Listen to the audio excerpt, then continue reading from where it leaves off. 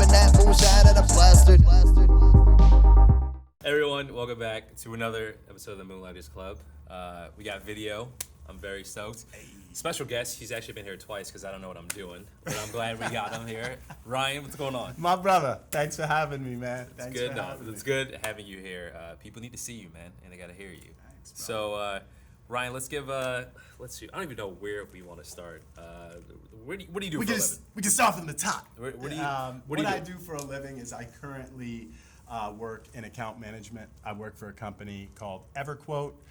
We're based out of Kendall Square, Cambridge, Massachusetts. Basically, I talk to insurance agents, men and women who own insurance agencies.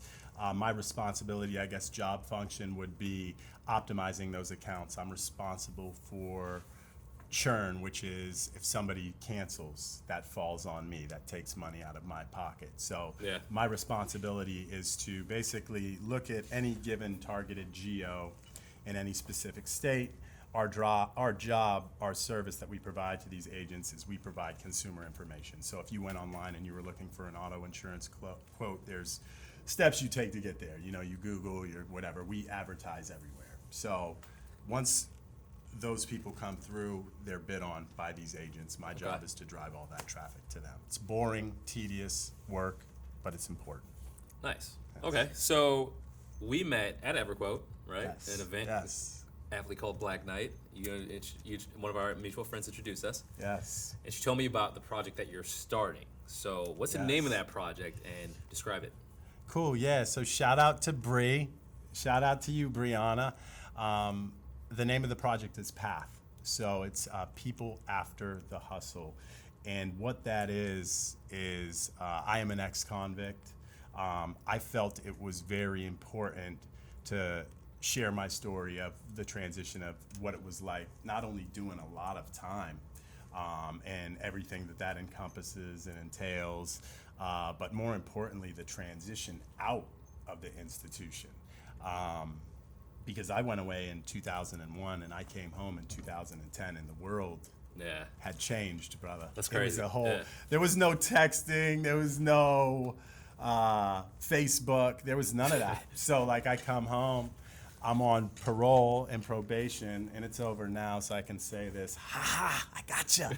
I wasn't supposed to have this cell phone, but you know, everybody had phones, so you would hide it in like your crotch, and I had one of those flip cell phones, one of those cell phones you can get in like 7-Eleven for $16, and so I don't know how to text, and so I'm trying to call people, and everybody's like, bro, like text me, bro, like, it's, 2010, and I'm like, yo, bro, let's talk. I gotta hit like 17 buttons just to send one letter or one word from these texts. So not just that, but just everything. You used to be able to walk into a job and and if they were hiring, you could sell yourself, and now everything is done online. Everything is based off technology. So having a record, it makes it even that much more difficult for you, for us, for me specifically. And so I wanted to highlight that, and people would constantly, that I would come into contact, like yourself and just a lot of other people, they'd hear my story and they're like, man, you should be talking about this, man. Like, people should hear this. This is motivational, it's inspirational, it's heartbreaking stuff as well. So I started thinking about all the dudes that I knew as well, that I was incarcerated with.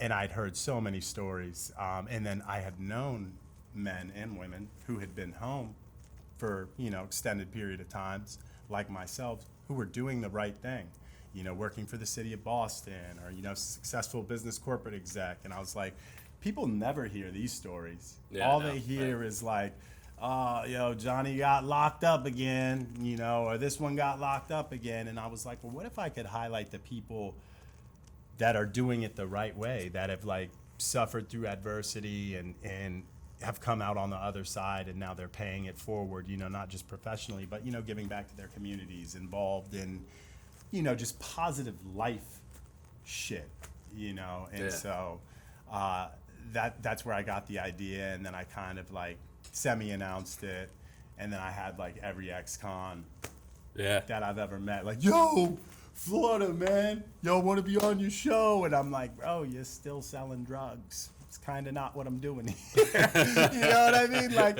I'm trying to like highlight the positive. I'm not trying to like glorify the negativity. And unfortunately, that happens a lot. You know, I've heard podcasts that are out there and they kind of highlight the negative aspects, or they glorify the negative aspects of prison life. And what I want, you know, people that listen to this and watch this, because I'm going video as well, is that that's all garbage. Like, I want you to be able to see people who are doing the good stuff. And I also want you to be exposed to the lie that's been told, you know, by musicians, by artists, by rappers, by entertainers, by television, by media, by the government. We're lied to, especially as young, impressionable youth. You know, I didn't have the excuse that a lot of these kids have that I was locked up with, of coming from poverty. I was adopted when I was a baby. You know, my family is Irish, my mom and dad. I have 4 siblings, they're 5 kids. I'm the only adopted one. I'm literally the black sheep of the family, because the rest of my siblings are all, you know, white. But I didn't have those excuses. I had every opportunity, but a lot of these guys that I was locked up with, they didn't have those same opportunities. And you're fed a bill of goods by, you know, everything, by stuff that you see, by stuff that you're moved by. And so for me, it's really just about, you know, especially to the younger cats that we can get to pay attention, you know, to what we're trying to do, is like, listen, man, this is what can happen.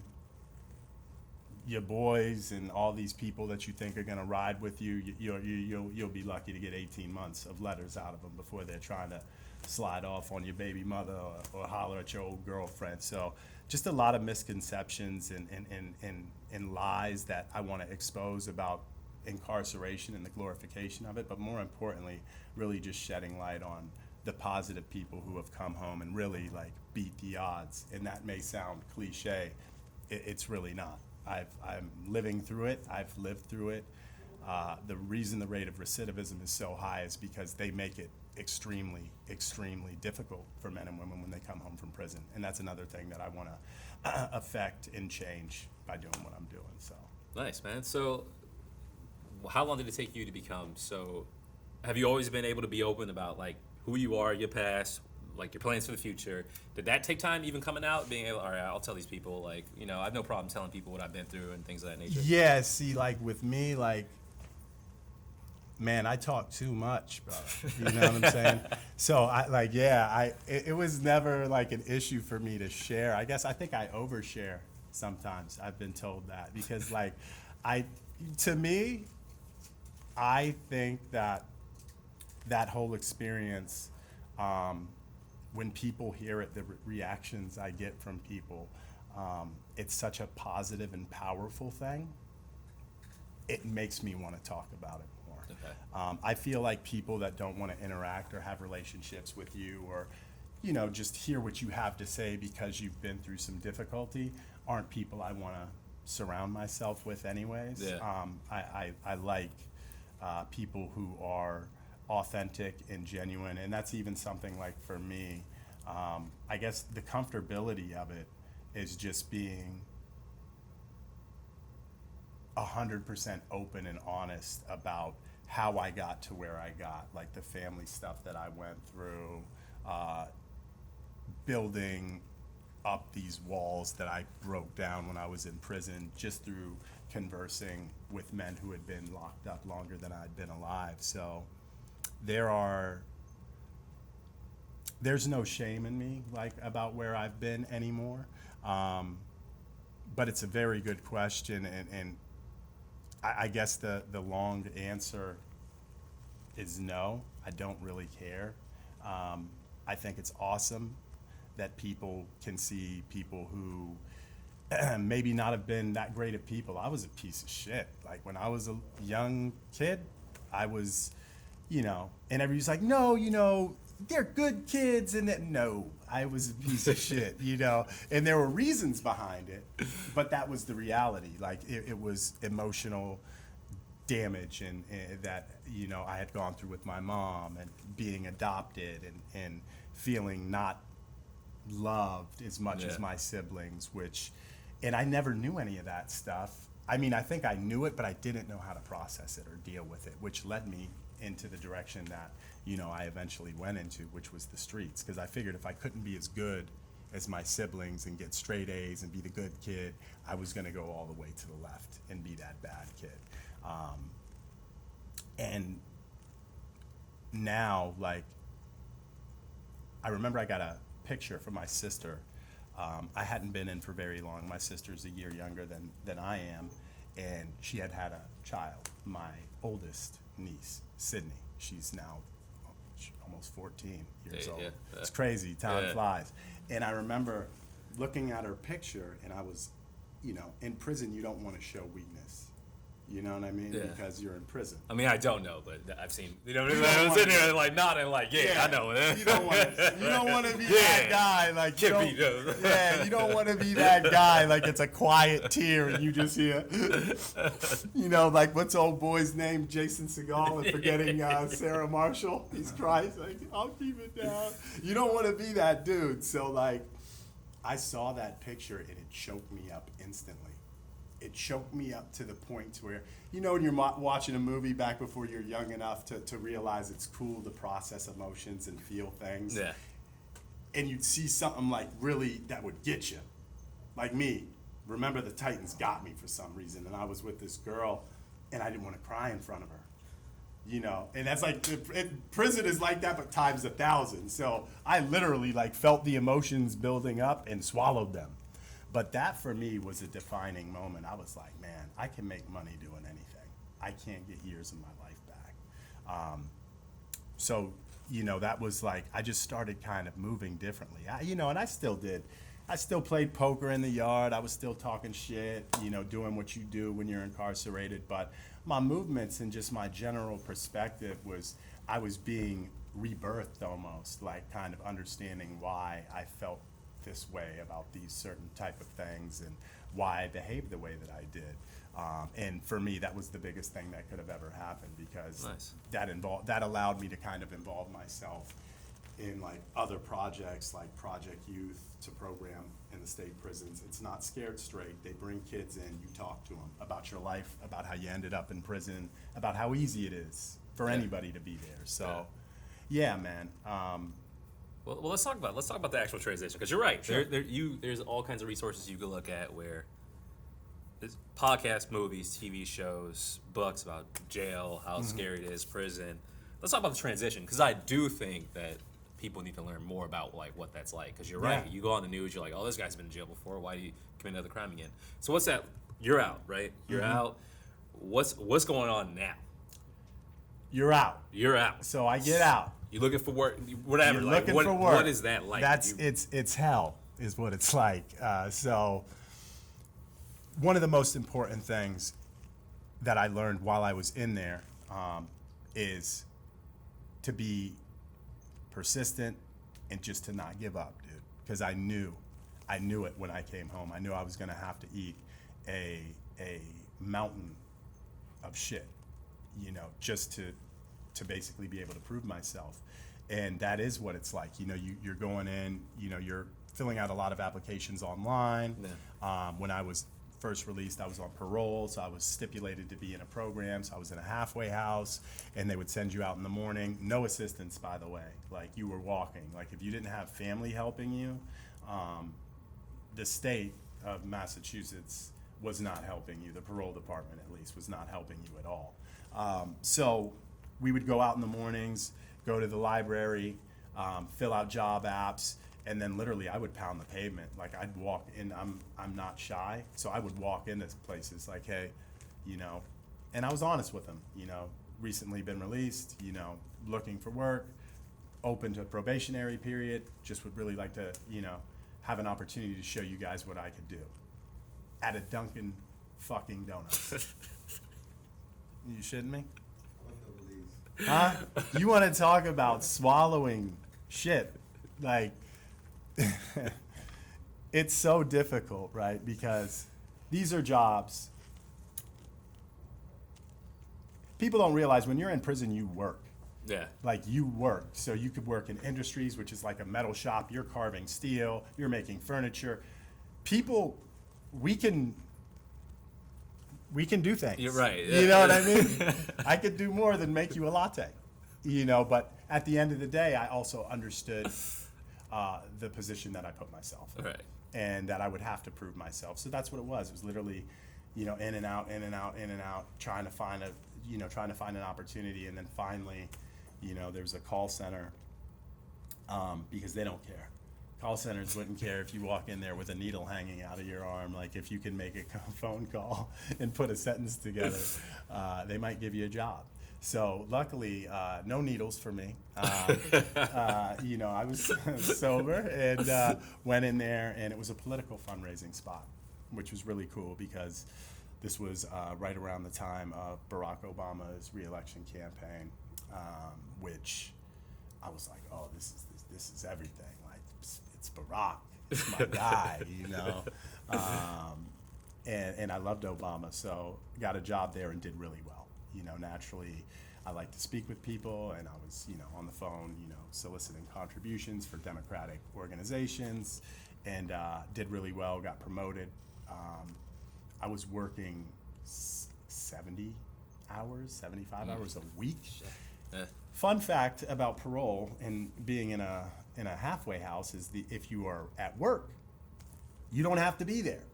So whatever time that company that I worked at opened to the time it closed, I was there. The great thing about election seasons is we would stay open late, and they wouldn't cap how many hours you work. So if you wanted to sit in there and bang dials for 12, 14 hours a day, I did it. Shit was crazy, but you can do it. Yeah. And when you're making, this is 2010, 2011, they're paying us like $12 an hour. Ooh. This is Boston. Yeah. So I wasn't doing that because I wanted to be there. I needed the money, and I'd work like 75 hours a week just to make after taxes like $800, $900, because I'd been away and I wanted to go out and I wanted to do things. Yeah. So, it's hard. You're gonna, a lot of times, unless you know somebody that's in the union, or you can get one of those plugs, which most people can't unless you're Irish and you're from Charlestown. Shout out to all my good buddies from Seatown. I hate all y'all. Still not in the union, but yeah, it's tough. You're gonna get those jobs to where they're get well jobs. And what I did is I took that opportunity to just really grind, and I just kept my nose down and I worked harder than everybody else. And I was fortunate to be able to be successful on the sales side, and worked there, and then was unceremoniously fired because they said I went on a website that caused a system crash. So basically, they wanted me to drum up. We were struggling on the weekends to get turnout. Yeah. I said, hey, what if I came up with a football pool? It's already pre-picked, and every credit card contribution one of the callers gets over $25, we give them one of these pool slips. I had it rocking in there on the weekends. Apparently, this site that I'd been going on for 2 years to do this just miraculously caused a crash, and it was my fault, which, it was ESPN. So it's kind of hard. ESPN's been doing it for a while. So what I found out in the long run was that I was costing too much. The average paycheck there was probably like 170, 180, 200, 220 a week after taxes. And I'm bringing in almost a rack. So that was terrifying. You lose your job, especially as an ex-con. And even though I put in all those years of work and been doing the right thing, other places don't know me. And so, yeah, naturally, I lost my job. I was like, shit, what am I going to do now? I know how difficult it was the first time around. The interesting thing about when you're doing the right thing is things just seem to kind of fall into place and line up. Not that you don't have to work for them, because I did. But a girl that I worked with, Denisha Rutherford, shout out to Denisha, because I'm sure she's going to watch this, and her husband, Steven. She was working at this organization called Strive. So Strive is global. It is a 5-week professional development workshop for ex-convicts and for people who are on welfare trying to transition and get off benefits. So I got hired to be the trainer of that program for ex-cons and, for some of the youthful offenders as well. And that shit was life-changing.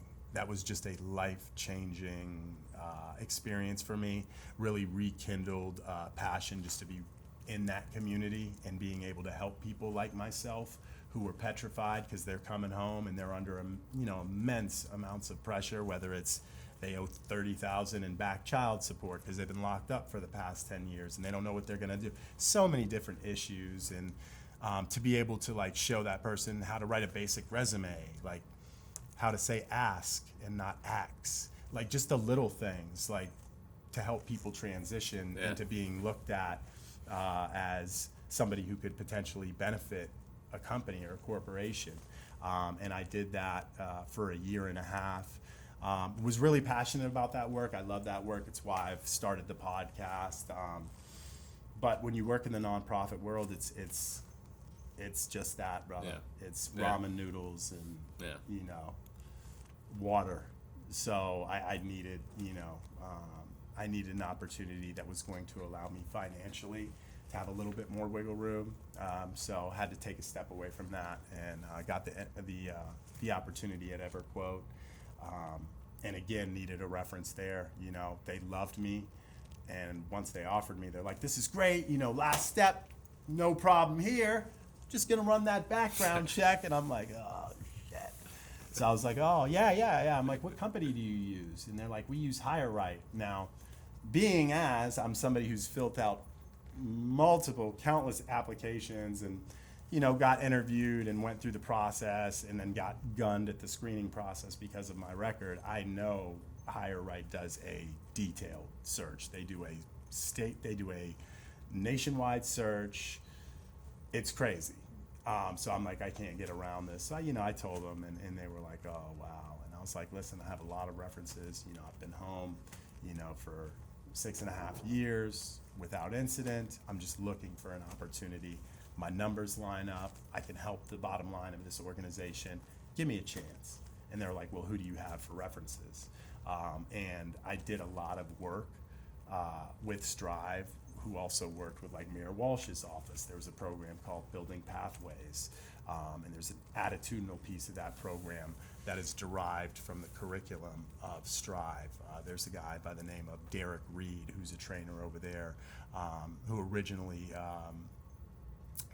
wrote the curriculum for like the Strive, the Youthful Offenders program. So we went and sat with, I forget this guy's name, but basically they told us what we were trying to do. Long and short of it is I got plugged into a lot of people who were references for me. Yeah. So when you start having like references from the mayor's office, and when you start having references from like Suffolk Superior Court probation, because I would go there and speak to men and women who had been released, people are a little bit more open. And so they gave me a shot. In like first 6 months, I was the #1 salesperson. And I just started. I had no referral network. I had no pipeline. I didn't know how to cheat the system like a lot of other people were doing. They're all gone now. They've all been fired. That's what you get. But yeah, I was doing it the right way. And really, that's just a testament to like knowing when I was locked up what it was going to be when I came home. And the people that I'm going to be speaking to on the podcast, it's the same thing. They've gone through similar. Everybody's story is different, but we've all been through like similar type situations. And I want them to be able to share those stories, because my story is going to be different than yours or his. And every story is unique and special. And these stories, especially because of how often you hear people go back to prison. It's constant. So, but you're not hearing these other stories of the people that aren't going back and how we're kicking ass out here. And that's what I want, people to be aware of.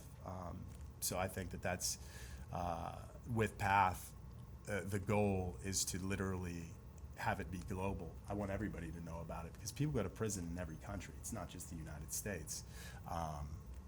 And I think if we can start changing the narrative, it's going to make it more accessible. I'm not going to say easy because it's always going to be hard for you if you've made these types of mistakes. And I own that. I eat it. It is what it is. But we can make it more accessible for you to be able to have an opportunity if you want to do the right thing. So the end game for me is just that, man, exposure.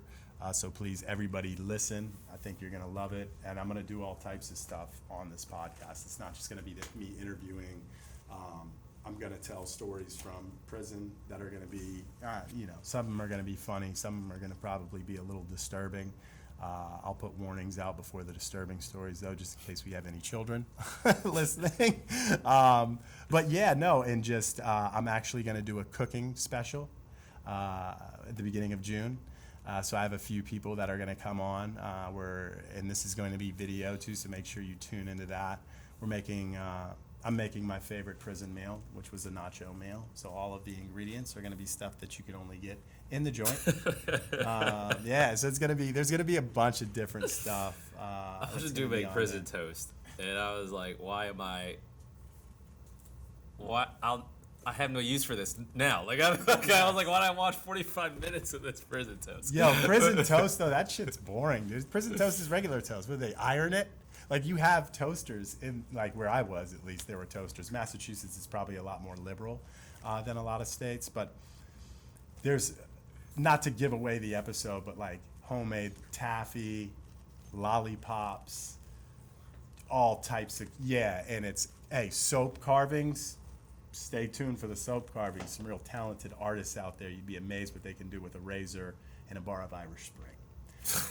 So, yeah. Well, that was great. It was pretty insightful. We could literally talk for hours. But yes. You know what? I think you do need to have just monologues, man. Like when we get ready to see Path, and I've heard a few episodes. They were great. They were really great, and it was interesting because I did feel like there were walls up for the first your friend that you interviewed. Mm-hmm. But as the talk started going on, like there was just all this self-revelation coming into play and Absolutely. pride. So I do think that's good to hear. And to those out there, I have again seen some content. Right, we had a little bit of video, I had a little bit of audio. Mm-hmm. So we really, I'm looking forward to this, man. I really do think this is a narrative that needs to be told. So. Path, what does PATH stand for again? People after the hustle. All right. People after the hustle. I am one of them.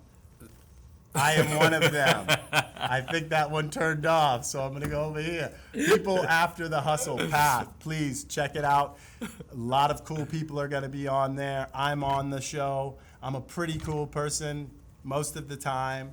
And yeah, just want to thank you, obviously, man, for having me on and really just being able to talk about it. I feel the more people know about it, and the bigger we can grow this thing, the better it's going to be.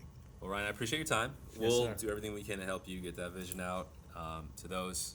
Once PATH launches fully, we'll make sure to share all the links. Awesome. Everyone, again, thank you. Thank you to my boy Tom, who's actually behind the camera, moving Shout around. out. You'll be able to find all our content on the moonlightersclub.com.